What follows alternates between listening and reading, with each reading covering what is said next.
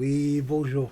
Aujourd'hui, on va aborder un thème de l'électrotechnique, hein, génie électrique, le pont roulant. Alors ici, on voit le pont. On a les deux moteurs, moteur de translation et le moteur de levage, avec les deux postes ici. Donc, mais on va traiter que une partie de translation. Alors, le pont roulant. Un pont roulant, qu'on a vu tout à l'heure, permet le déplacement de caisse d'un bout à l'autre d'un atelier. Sa boîte à boutons autorise le mouvement suivant. Mouvement de la droite avec un automaticien, c'est-à-dire quand j'appuie, ça reste, le moteur continue à tourner. Vers la droite, par à coup. J'appuie, le moteur avance vers la droite, mais quand je relâche, il s'arrête par à coup. Mouvement vers la gauche avec automaticien, là, c'est pareil. Mouvement vers la gauche par à coup, quand j'appuie, il va vers la gauche, mais quand je relâche, ça se relâche et s'arrête. Arrêt des mouvements maintenu. Deux voyants implantés sur la porte du coffret contenant la platine contacteur renseignent sur le mouvement en cours. Un arrêt d'urgence placé également sur la porte. Le coffret permet d'arrêter le mouvement en cas d'accident. Le mouvement vertical n'est pas étudié. Alors le travail demandé, on vous demande de câbler et de mettre en service cet équipement, sachant que les parties ambrées du schéma ne sont pas accablées. Elles correspondent aux platines pré-câblées que l'on raccordera à la platine au moyen d'un torrent. Un torrent, c'est plusieurs fils au moment des essais. Là, on va passer cette partie-là. Ce qui les intéresse dans ce cours, c'est comprendre le schéma en fait, le schéma de commande. Parce qu'un électricien qui comprend le schéma de commande, et tous les schémas électriques, après, c'est facile de dépanner. Alors, qu'est-ce qu'on voit ici, les éléments? On a KM1, KM2, eux qui vont servir droite-gauche de déplacement. D'accord? On a les deux voyants quand ça se déplace à gauche, à droite, H1, H2. Donc, on va regarder la liste ici. Voilà, donc les contacteurs, KM1, KM2, et les voyants. Ok? Voilà. Qu'est-ce qu'on remarque? KM1. Quand on voit ça, on regarde ici KM1. Ça veut dire que ce contact appartient à cette bobine-là, ce contacteur-là. Alors, on va faire le compte des contacts. KM1, il y en a un là et un là. Il y en a deux. Et un troisième ici. D'accord? Je répète. Contacteur KM1, il possède un contact 1, 1, KM1. Ce contact-là appartient à KM1. Le premier numéro, c'est pour le contacteur. Et le deuxième, c'est le contact. Donc, si je compte, il y en a 1, 2 et 3. Mais celui-là, il est fermé. Pardon, ici, il est ouvert. KM1, 1. Lui, il est ouvert. Lui, il est fermé. Ça veut dire quoi? Quand KM1 reçoit 24 volts, tous ces contacts réagissent. Lui, il se ferme. Lui, il s'ouvre. Et lui, il se ferme. C'est ça l'astuce.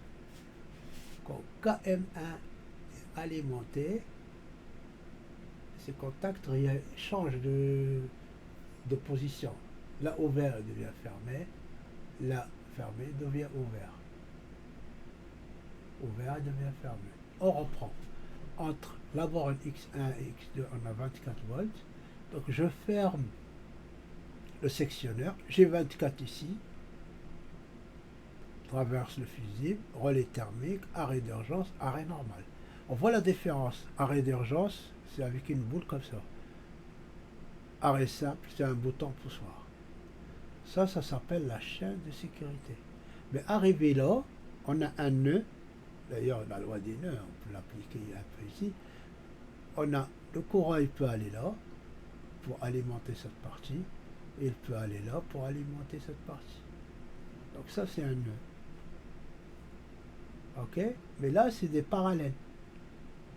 cette branche-là parallèle avec celle-là. Donc en fait, ça c'est un ou. Ça, ou ça, ou ça.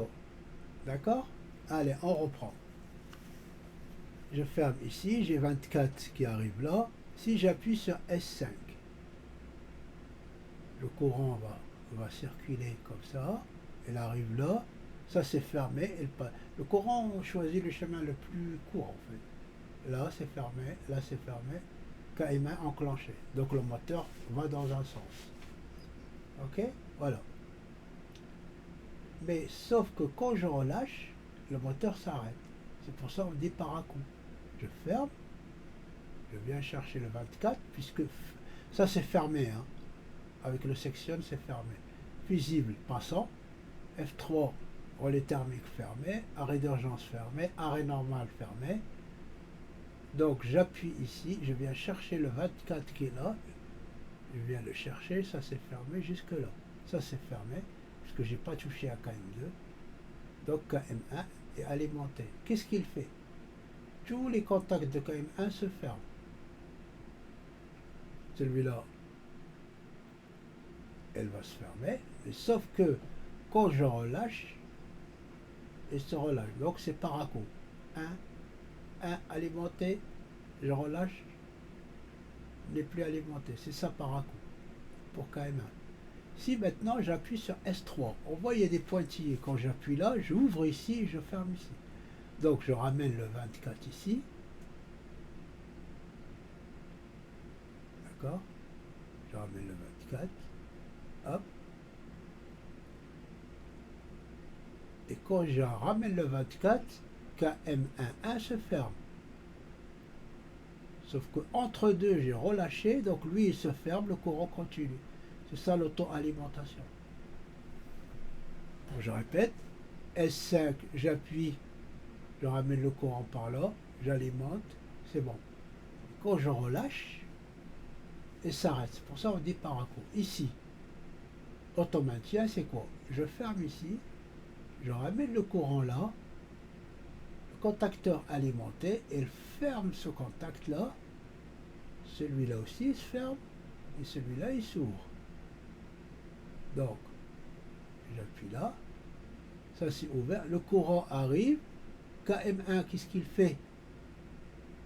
Il ferme ce contact, mais moi j'ai relâché, donc lui il se ferme. Donc le courant passe par là. C'est pour ça qu'on dit auto-maintien. On n'a plus besoin d'appuyer sur S3. Donc je répète, par à coup, hop, je relâche, ça s'arrête. Là j'appuie, je ferme ici, premier coup, j'alimente.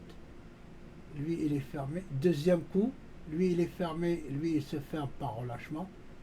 Et ça reste alimenté. Il faut que j'appuie sur une des chaînes de sécurité, ouvrir un élément de la chaîne de sécurité pour que ça s'arrête. La même chose ici, pour KM2, j'appuie pour faire le par-à-coup. S6, courant arrive, hop, moteur tourne. Et quand je relâche, ça s'arrête, c'est par-à-coup. Ici, je ferme ici, S4, j'alimente KM2, lui il s'ouvre, comme ça je ne peux pas avoir KM1 et KM2, donc il s'ouvre par sécurité. Et quand je relâche, ce sera ici, auto-maintien, je ferme, KM2 alimenté, lui il se ferme, je relâche, ça s'est fermé, donc le courant va passer par là. Et ça reste parce que auto-maintien. Si j'appuie sur arrêt d'urgence, F3, enfin F3 par exemple, il y a un problème de surcharge, fusible, donc là ça s'arrête.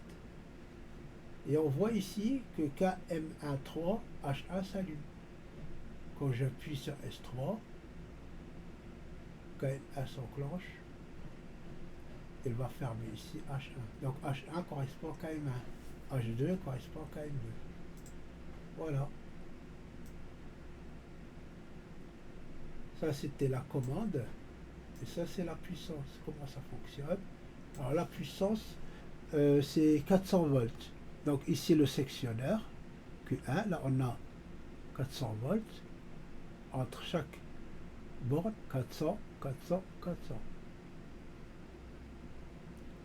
Ici j'ai le sectionneur, j'ai le premier contacteur, j'ai le deuxième contacteur, j'ai le relais thermique, j'ai le moteur. Alors, qu'est-ce qu'on remarque ici? On a deux sens de marche. D'accord? Admettons, KM1 c'est à droite, KM2 c'est à gauche. Si on choisit KM1 à droite, KM2 à gauche. Qu'est-ce qu'on remarque? Ici, on dit phase 1, phase 2, phase 3. Ici c'est fermé, fermé. On remarque que ici, la phase 3, si je prends celle-là comme 3, elle est reliée à la 2. La phase 2 ne bouge pas, reliée à la phase 2.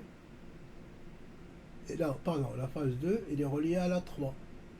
Par contre, on a choisi cette phase. Là, la phase 1, je passe par KM2 et je reviens à 1. J'ai pas permuté. Par contre, ici, j'ai permuté. Le 3, il va au 2, et le 2, il va au 3. Et c'est ça qui fait le moteur change de sens. Parce qu'on inverse deux phases. C'est pas nous, mais automatiquement, ça va se faire. Donc, je répète, la phase 3 avec la 2, la phase 2 avec la 3, et on ne bouge pas l'autre. 1 reste avec le 1. Relais thermique, en cas de surcharge, et le moteur. Donc, en grosso modo, qu'est-ce qui va se passer? Alors, je reprends le schéma de commande pour mieux comprendre. Ici, j'ai 24. C'est-à-dire, quand je ferme le sectionneur tout à l'heure, quand je ferme, alors je reprends ici, je ferme les trois là, manuellement, j'appuie sur le sectionneur, là il se ferme, donc lui j'ai 24, le fusible c'est passant, le relais thermique il n'y a pas de surcharge, c'est fermé, l'arrêt d'urgence c'est fermé, l'arrêt normal est fermé, j'actionne le paracoup S5, donc j'alimente KM1, donc ça veut dire que KM1 se ferme, là c'est déjà fermé, ça c'est pas de problème, le moteur tourne dans un sens. Et dès que je relâche le paracoup, dès que je relâche, KM1 n'est plus alimenté, donc le moteur s'arrête. Par contre, quand j'appuie sur S3, le courant arrive par là, j'alimente KM1, KM1 actionne tous les contacts, celui-là il se ferme, mais comme j'ai relâché entre deux, ça se ferme, le courant continue à alimenter KM1. Auto-maintien. Il faut que j'arrête une des éléments de la chaîne de sécurité pour que ça s'arrête. La même chose pour KM2. J'appuie sur S6, le courant arrive par là. KM2 alimenté. Alors KM2 alimenté, ça veut dire tout ça. Donc le moteur tourne dans l'autre sens. D'accord?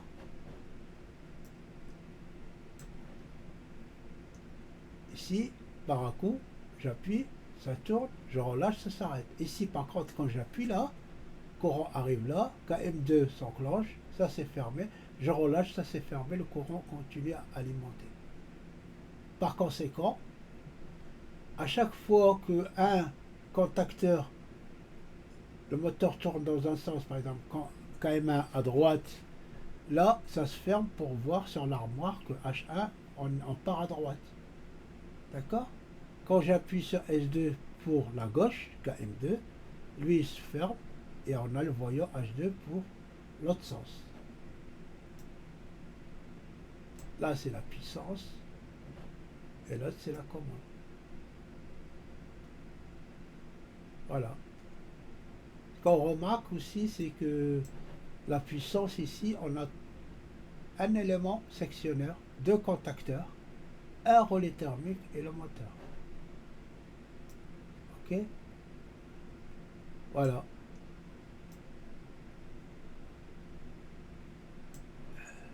Et le moteur triphasé. Merci de votre attention et à bientôt. N'hésitez pas à vous abonner. Merci et à bientôt.